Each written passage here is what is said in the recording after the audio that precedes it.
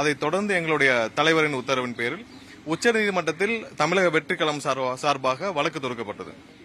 So வழக்கு தொடர்ந்த அன்று எல்லாருக்கும் தெரியும், அதாவது பல அமைப்புகள் வழக்கு தொடர்ந்திருந்தாலும் உச்சநீதிமன்ற தலைமை நீதிபதிகள், அன்றைய தலைமை நீதிபதி அவர்கள் எல்லா வழக்கையும் கம்பைன் பண்ணி ஒரே வழக்காக மாற்றி அன்று மூத்த வழக்கறிஞர்கள் ஒரு 5 பேரை மட்டும் அன்றைக்கு பேச அனுமதித்தார்.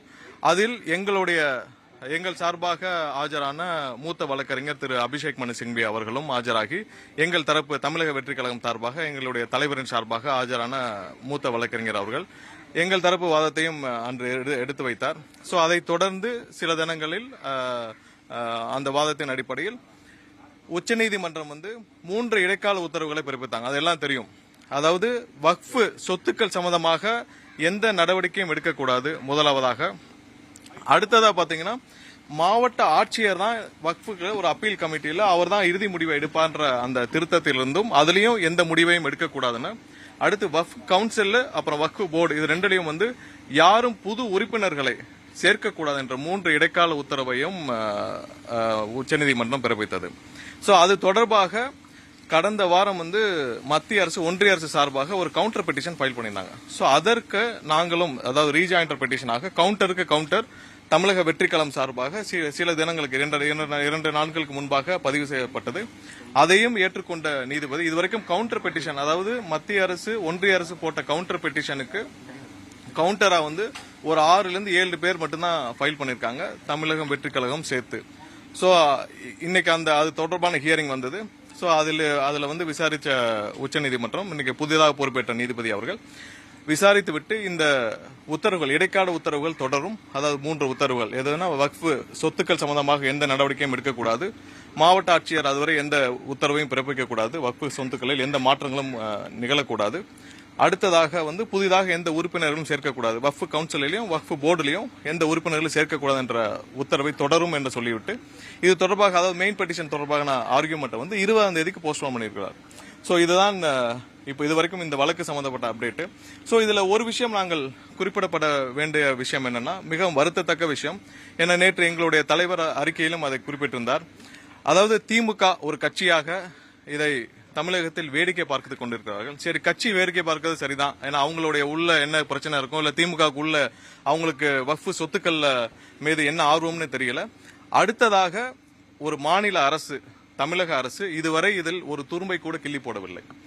சரி, அவர்கள் அதிகபட்சம் செஞ்சது என்னன்னா, சட்டசபையில ஒரு தீர்மானம் நிறைவேற்றினார்கள். சோ தீர்மானம் நிறைவேற்றி என்ன பண்ணாங்க, தீர்மானம் நிறைவேற்றி வீட்டுல பூட்டி வச்சுக்கிறதுக்காக ஒரு தீர்மானம் நிறைவேற்ற வேண்டும். ஒரு தீர்மானம் ஒரு மாநில அரசு நிறைவேற்றும் பொழுது அந்த தீர்மானத்தை வைத்து அடுத்த கட்டமா என்ன பண்ணணும், ஒன்னு பார்லிமெண்ட்டுக்கு அனுப்பணும், இல்லன்னா இது சம்பந்தமாக வழக்கு இருக்கும்போது அந்த வழக்கில் கொண்டு போய் இந்த தீர்மானத்தை கொண்டு போய் சேர்க்க வேண்டும். தமிழக முதல்வர் அவர்கள், ஸ்டாலின் அவர்கள் தலைமையிலான அரசு இதுவரை இந்த வழக்கில் ஒரு துரும்பை கூட கிள்ளி போடவில்லை என்பதுதான் ஒரு வருத்தத்தக்க செய்தி.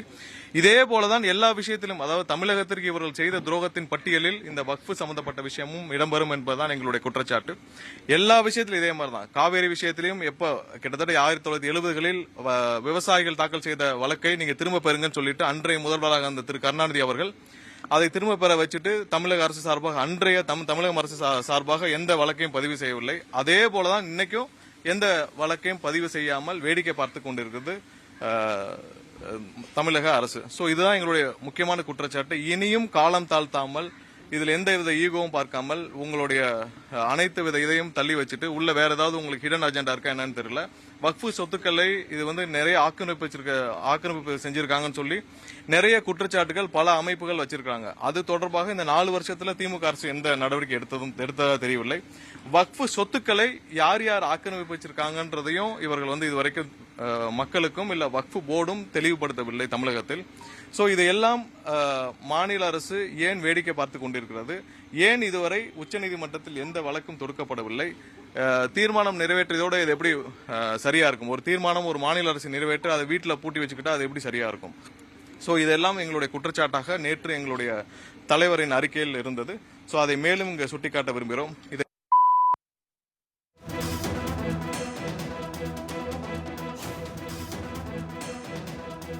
பாஜகவுடன் தாவேகா கூட்டணி வைக்காது, பாஜகவுடன் தாவேகா கூட்டணி வைக்காது என்பது உறுதி என்று தாவேகாவின் சமூக ஊடக பிரிவு துணை பொதுச் செயலாளர் நிர்மல்குமார் உறுதிபட தெரிவித்திருக்கிறார். அதே நேரத்தில் கூட்டணி குறித்த அறிவிப்பை சரியான நேரத்தில் அக்கட்சியின் தலைவர் விஜய் அறிவிப்பார் என்றும் நிர்மல்குமார் தெரிவித்திருக்கிறார்.